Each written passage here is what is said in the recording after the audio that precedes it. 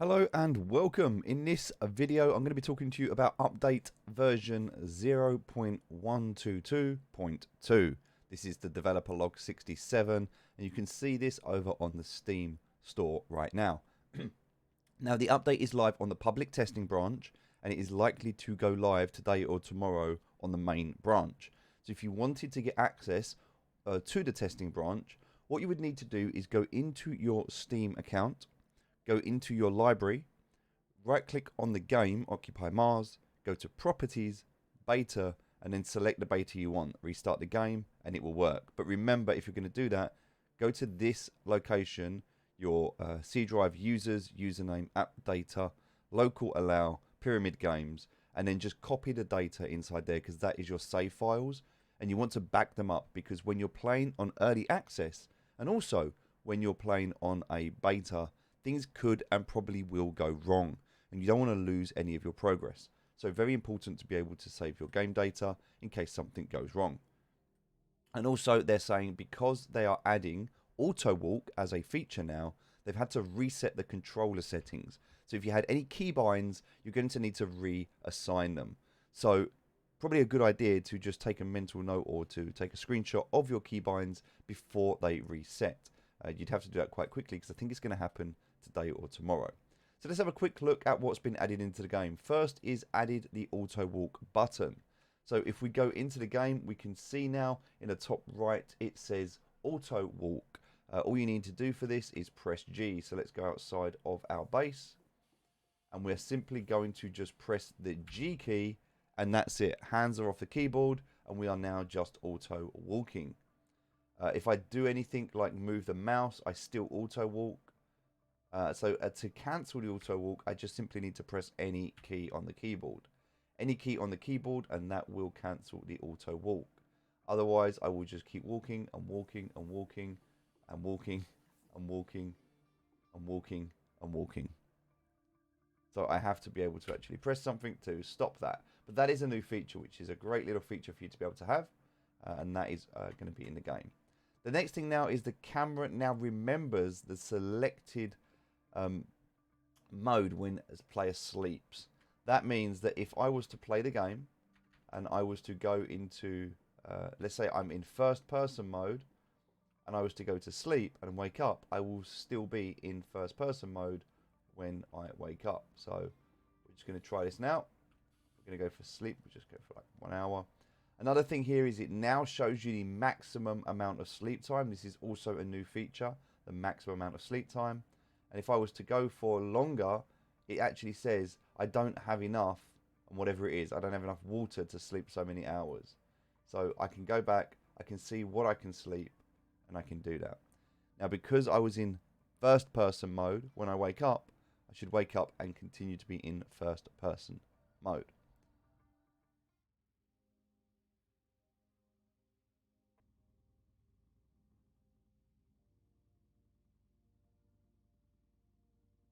There we go. So that's just a nice little feature that's been added to the game to make life a little bit easier. Okay, let's go back and look at the next thing. So we can see added the possibility to charge your suit from the transformer and from the battery. Now, I didn't realize how important this was until I wanted to do it. But if you're out and you're at your base, you're doing anything, and all of a sudden you realize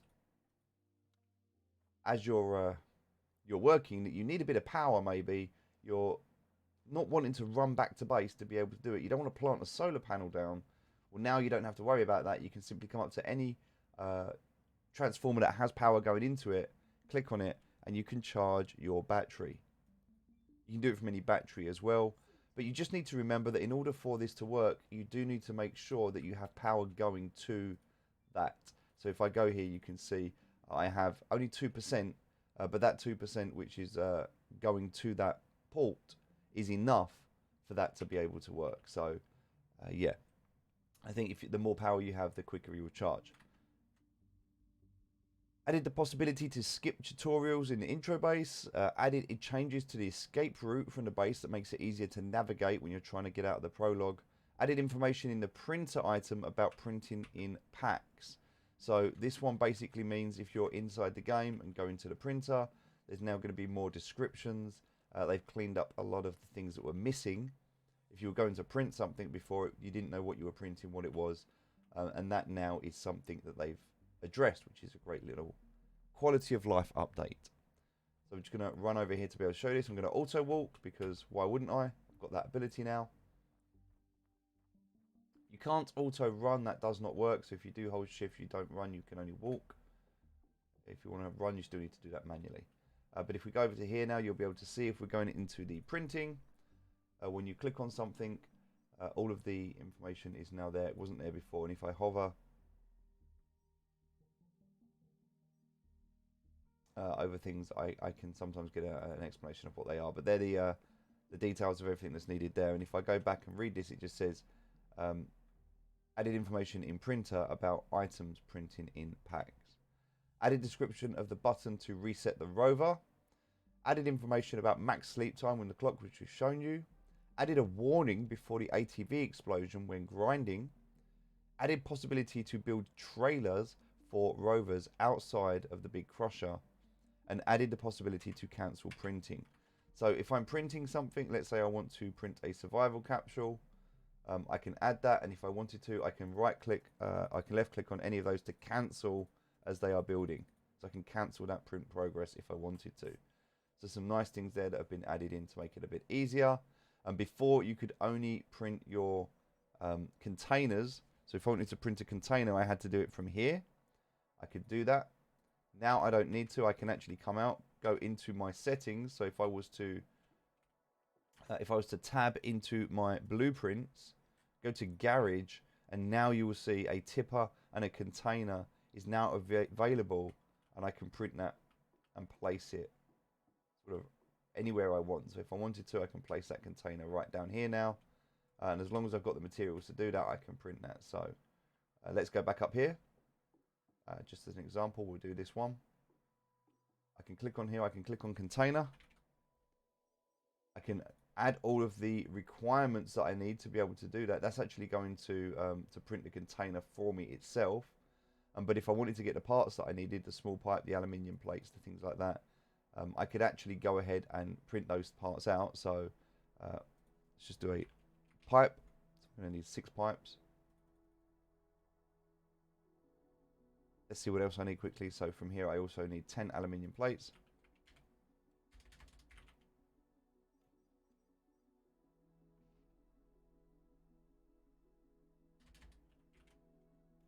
Also, I want to build 4 steel plates.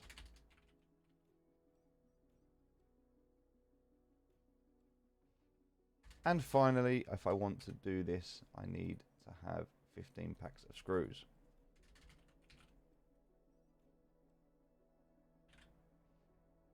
Okay, so once those are done, I can then come into here, pick these parts up.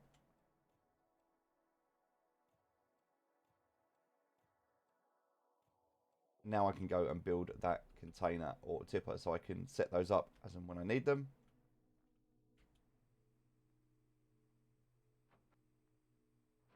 Okay, there's a container. Now if I click on this, you can see I have all of this additional storage now on my container. So I can put stuff in here, hold stuff in here. And that is just a nice way to be able to build additional storage if you need it. That doesn't take any power. And you can have all of your storage that you need. And if you need to, you can just pick them up and move them, take them to a new base. So a great addition there to be able to build these. And also if you wanted to have multiple tippers, you could do that as well. So all of those features are now live in the game. They're working. The additional bug fixes, they fixed saving issues. They fixed loading issues. Fixed the problem with the lack of possibility to refill empty water bottles. Fixed the problem with the game that was freezing when you enter in the rover seat. Fixed the issue that allowed players to build buildings in an intro base after loading the game. Fixed the issue with the crash caused by connecting cables to the ATV socket. Sound levels of music and dialogues. That's been fixed. The problem with the blocker in tutorial 6. Issue with duplicating boards. Issue with boards obtained by fully grinding buildings that had no HP. The edge case bug where the crusher that can block the save and load permanently. Fixed the problem with a tipper transforming to container after saving or loading a game. Fixed unnecessary items in the lobby. Fixed the issue of wrong durability of items, i.e. the boards. Fixed the issue that was causing players inside and outside to state to be wrong, a so-called terraforming bug. This is where it was always 21 degrees and you had 100% oxygen where you could take your mask off. Very, very good that they fixed that, because that actually ruined the game. It just made it that you could just run around all day with your helmet off and you never died.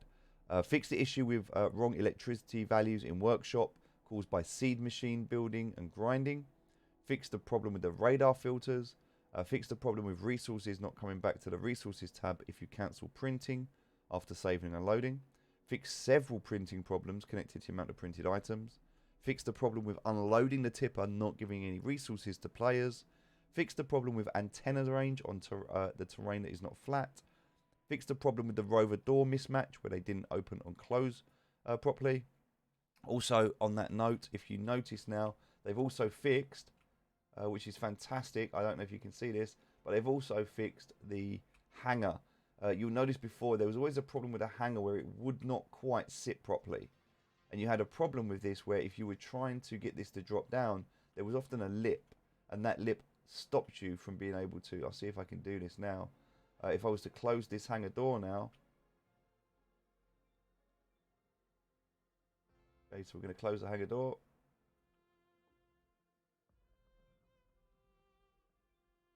It's actually struggling to go up at the moment, so there seems to still be a bug with the hanger door.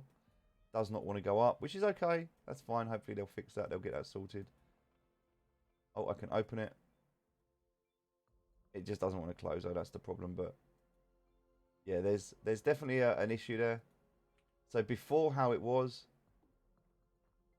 now if you do it, you can see it's kind of under the ground, which in a way is kind of good.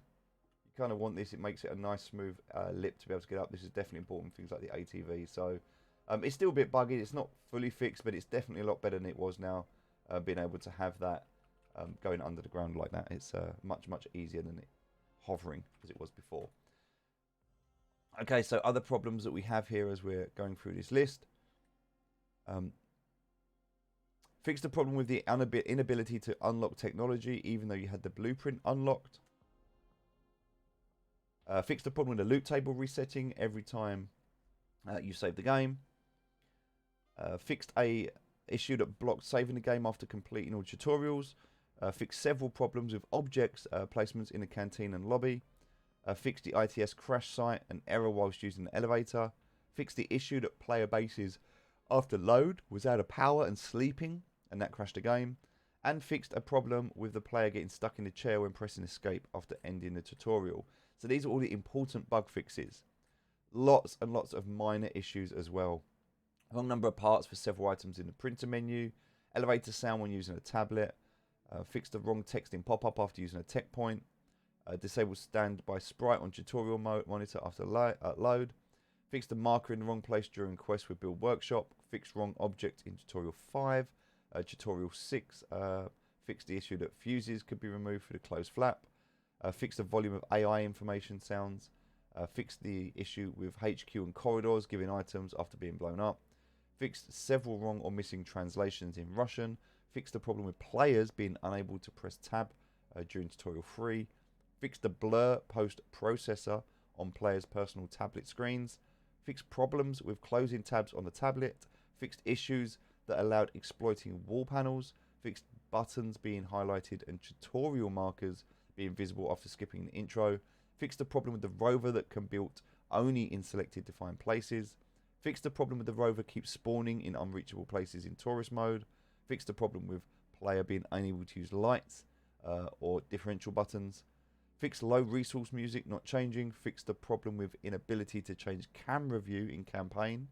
Fixed the problem with the ITS music turning off during explanation mode. Fixed missing quest text, missing other translations, and wrong text in the French translation. A problem with the battery upgrade technology, wrong key in Polish translation. Missing translation after using last battery. Fixed the radioactive rover chair bug. Fixed the problem with the player getting stuck in a chair when pressing escape. Fixed the problem that a player can't put out rover controller or the crane wasn't working. Fixed the issue with the printing, more than 1,000 cables will block the printer. Fixed the issue that caused the inability to unlock blueprints that should be possible to unlock. Fixed destroyed rovers colliding in abandoned bases. Fixed the problem with the panel doors that can kill players. Fixed air pressure tool cleaning sound. Fixed the rover out of battery issue in tutorial 5. Levitating rover in tutorial 3 after skipping tutorial 0. And fixed invisibility living bathroom capsules when building from inside. And the wrong state of being inside outside the base. Fixed issue with frozen lake locations where lake has surfaced above the ground and you can get under it. So lots of quality life updates, some important updates here. But the most important thing to note here is we will monitor the forums during the weekend to make sure there are no important issues with this build. And if everything is okay, we'll put it on the main branch for Monday or Tuesday. Today is Monday, so you can expect this to start going live today and tomorrow. I've tested it. It works absolutely fine. There are no problems. But here's the thing. It says, as mentioned in the previous devlog, we are planning a major content update for June and July. Stay tuned for more information. So we have a big content update that we know is coming, but these quality of life updates are very important to get the game working right before they do that. So hopefully you can enjoy that. You can see everything working and look forward to the next update, hopefully in the next couple of weeks.